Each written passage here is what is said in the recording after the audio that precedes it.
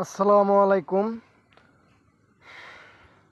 আমার ইউটিউব চ্যানেলের দর্শকরা, সাবস্ক্রাইবার আনসাবস্ক্রাইবার সকলকে আমার সালাম, আসসালামু আলাইকুম।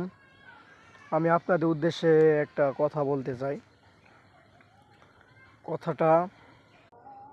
কথাটি হলো ইসলামিক রিপাবলিক অফ ইউনাইটেড আরব আমিরাত, যে যাই হোক, বিশ্বের ভিতরে 200 কোটি মুসলমান থাকতে আল্লাহ তাআলা আবাবিল পাখি কে লেগে পাঠায় লাগে? কিসের জন্য পাঠানো দরকার? মুসলমানরা কি করে? 33টা দেশ মিল্লা নেটো, নর্থ আটলান্টিক অর্গানাইজেশন গঠিত হতে পারে। এত মধ্যপ্রাচ্য সহ আশেপাশে অনেক মুসলিম দেশ আছে, এগুলো সব কিছু মিলে কিসের জন্য একটা সংগঠন তৈরি হয় না? হ্যাঁ, সংগঠন তৈরি হয়েছে, কিন্তু কোনো মিল নাই। এই মিলের তো কোনো দরকার নাই। যে কোনো একটা সংগঠন তৈরি হওয়ার দরকার, যাতে একটা মিল, সামরিক সংগঠন হওয়া দরকার। জানি না আমার কথাগুলো কোন পর্যায়ে আপনারা ভাববে নিতেছেন। আমি যতটুকু জানি, যেটা আমার চোখের সামনে পড়তেছে, ফিলিস্তিনে যে সকল লাশের শাড়ি দেখে আমার একটু মনে একটু আঘাত লাগছে, তার জন্য আমি বলতেছি আবাবিল পাখি আসে বেঁধে কে তখন আরও 200 কোটি মুসলমান আছে, অগরে আগে মারবো আল্লাহ, আগে ইহুদি করে মারতো না, আগে মারবো আবাবিল পাখি দিয়া এই মুসলিম করে। কিসের জন্য মারবো? এই মুসলমানের প্রতি, মুসলিমরা মানুষের প্রতি রেসপেক্ট, প্লাস মানুষের প্রতি মানুষের দয়া থাকতে হবে। ইসলাম মানবতার ধর্ম না। 200 কোটি মানুষ আবাবিল পাখির আশায় বইতে আল্লাহর রহমত গাঞ্জা খাইছি।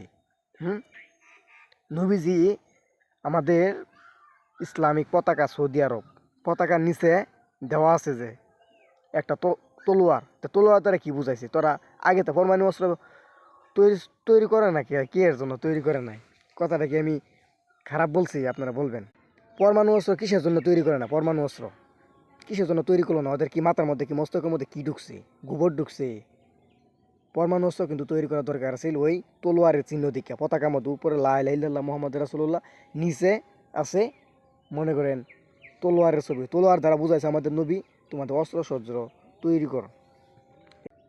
এখানে মেইন কথা হলো যে আবাবিল পাখির আশায় না থাকিয়া আগে সব মুসলিম রাষ্ট্র মিলে একটি সংগঠন তৈরি করে শত্রুর বিপক্ষে যুদ্ধ ঘোষণা করা। শত্রুর বিপক্ষে যুদ্ধ চাওয়া ঠিক না, কিন্তু তাদের তাদের ক্রিয়ার প্রতি প্রতিক্রিয়া দেখানো হইলো মেন বিষয়। এটা হইলো মেন। তো আমার কথাগুলো কেমন জানি লাগলো জানি না। খারাপ লাগলে বলবেন, ভালো লাগলে বলবেন। আমার চ্যানেলের মধ্যে আমার কথা, আমার মনের ভাবগুলো প্রকাশ করলাম। তো সবাই ভালো থাকবেন।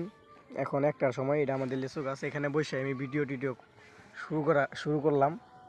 এখানে বসে এই ভিডিও সব সার্বনিয়ত